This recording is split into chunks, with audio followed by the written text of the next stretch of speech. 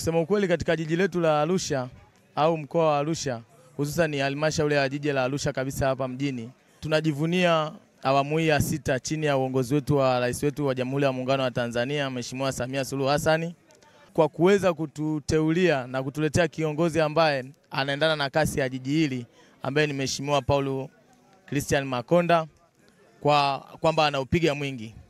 Arusha imechangamka kwa kasi kubwa sana.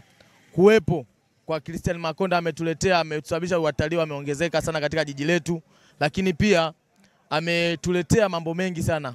Hususa ni kutufanya serikali yetu kututambua na kutuangalia kwa jicho la huruma sana kama si wananchi wa hali ya chini. Sasa hivi mikutano kwenye ukumbi wetu wa ICC, ukumbi wa mikutano pale ni kila siku.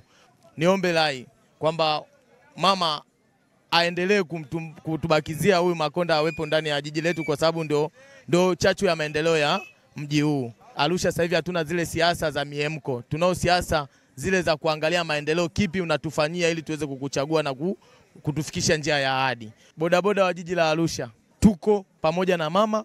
Bodaboda wa jiji la Arusha tuko pamoja na Mheshimiwa Makonda, lakini bodaboda wa jiji la Arusha tuko tayari kuiunga serikali yetu mkono pindi ambapo itahitaji ushirikiano wetu ambao utakuwa ni tija katika maendeleo, hususan kwenye bodaboda au kwa wananchi mmoja mmoja. Tunaendelea kumpongeza mama kwa hatua hii aliyofika hadi kuaminiwa tena na chama chake kwa ajili ya kuipeperusha bendera ya Chama cha Mapinduzi, lakini kwa ajili pia ya kuongeza tena miaka 5 zaidi ya kuendelea kutufikisha katika njia ambayo ni ya ahadi.